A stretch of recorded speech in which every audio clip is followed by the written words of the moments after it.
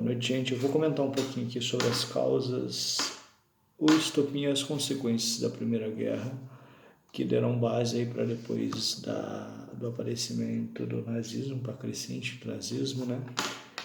E também, para complementar a aula, eu vou indicar alguns vídeos no YouTube muito bons sobre o assunto, para a gente tratar na próxima aula especificamente sobre os regimes fascistas e totalitários que surgiram na Alemanha no período entre guerras, que é o período que compreende o fim da Primeira Guerra Mundial, 1918, até o começo da Segunda Guerra Mundial, em 1939. Esse período a gente tem a quebra da Bolsa de 1929, a Depressão de 30, então a gente tem aí um campo fértil de esgotamentos, de ânimos baixos, de um sentimento de não acreditar mais na humanidade, pertencente às pessoas, principalmente às pessoas que viveram a guerra, que a guerra acontece na Europa, então, principalmente na Europa, a gente vê todas essas influências aí nas artes também produzidas nesse período. Bom, vamos lá. As causas da Primeira Guerra: o imperialismo, as disputas por colônias na África e na Ásia. Como eu já falei com vocês sobre uma aula de imperialismo, né? As grandes nações como a Alemanha, a França e a Inglaterra, elas disputavam, tanto na África como na Ásia, a questão das colônias, dos territórios coloniais, mercado consumidor, tudo isso aí tendo como força, estopim dessa busca aí por colônias, essa busca imperialista por áreas de influência e tudo mais, a questão da Revolução Industrial. O nacionalismo também é uma das causas, o revanchismo francês, por conta da derrota na Guerra Franco-Prussiana, que aconteceu entre os anos de 1870 e 1871, o pan-eslavismo, que foi a disputa entre a Sérvia e a Áustria-Húngara, entre a Sérvia e a Áustria-Hungria pelo controle da Bósnia, e o desejo de formar a Grande Sérvia. Os sérvios também eles eram apoiados pela Rússia. E o estopim da Primeira Guerra foi o assassinato do arquiduque austríaco Francisco Ferdinando, em Sarajevo. Ele foi assassinado no dia 28/6/1914. E isso foi o estopim para que começasse o conflito da Primeira Guerra Mundial. Um pouquinho antes desse estopim, a gente tem a questão da corrida armamentista, que as nações já percebiam todos esses conflitos que estavam acontecendo na Europa, né? Então eles correram para adquirir armas e se armar. À medida que a tensão aumentava, eles corriam para se armar. As forças que lutaram na Primeira Guerra Mundial, a gente tinha dois grupos, a Tríplice Aliança e a Entente. De um lado a gente tinha a Alemanha, a Áustria-Hungria, o Império Otomano e a Itália, sendo que a Itália muda de lado no começo da guerra, em 1914, e do outro lado também a gente tem o Reino Unido, a França, a Rússia e os Estados Unidos, que entraram na guerra já no final da guerra, no último ano da guerra, em 1917. Ano também que aconteceu a Revolução Russa, que lutou, uma das pautas era a saída da Rússia do conflito mundial. As consequências da Primeira Guerra. As consequências da Primeira Guerra deixou mais de 10 milhões de pessoas mortas.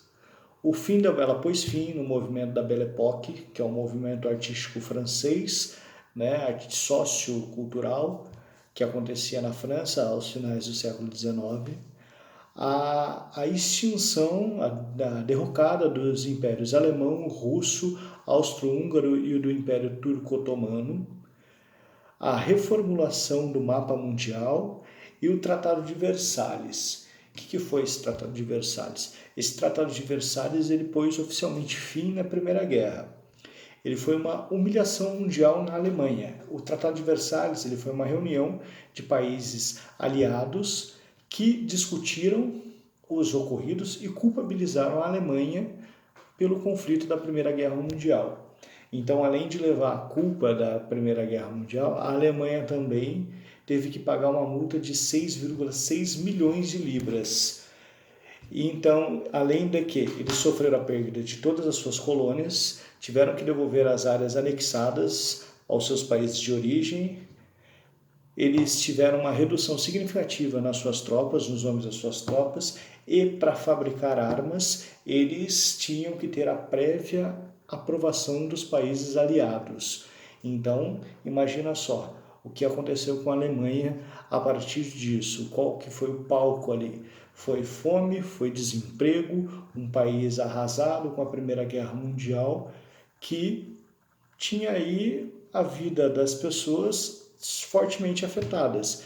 Então, diante de todo esse cenário, foi muito fértil a nascente de um sentimento de revanchismo, né? Crescia por toda a Alemanha esse sentimento de revanchismo. Por conta disso que eu já falei, eles passavam fome, eles não tinham emprego, eles não tinham esperança de vida. E o que deu base para isso aí? O que aconteceu? Em 1922, surge o Partido Nazista, com a intenção de resolver os problemas sociais e econômicos da Alemanha. O Hitler, depois que ascendeu ao poder do Partido Nazista, inicialmente ele não foi o grande líder, né, não foi o Führer do partido, mas em um segundo momento ele assume o poder. Ele prega aí, ele promove um investimento grande na iniciativa privada, ele promove isenção de impostos para empresas que garantissem gerar emprego. Então, com algumas medidas, a economia da Alemanha de 32 a 37 deu um salto aí de um crescimento de 107%. Então, a gente vê aí que para um alemão médio, apoiar o nazismo, apesar de todas as barbáries que o partido promoveu, né? Apesar do discurso do socialismo, do darwinismo social, quer dizer, né? De pregar, por exemplo, a questão de os mais fortes sempre vencem, etc. e tal, ele resolveu algumas questões na Alemanha, ele promoveu alguns certos milagres econômicos, e isso justifica, a gente percebe por aí, o porquê desse grande apoio, porquê que um cara como Hitler, né, que promoveu barbáries, genocídios, teve um apoio, um grande apoio no país, né, não foi à toa, além da sua grande eloquência e tudo mais, mas ele mudou de certa forma a vida do alemão médio. Portanto, ele conquistou o apoio das pessoas. Então, todo esse cenário aí é um cenário muito fértil para a ascensão desse regime aí nazi-fascista, que foi um terror na Segunda Guerra Mundial, que a gente vai tratar numa outra aula e num próximo vídeo.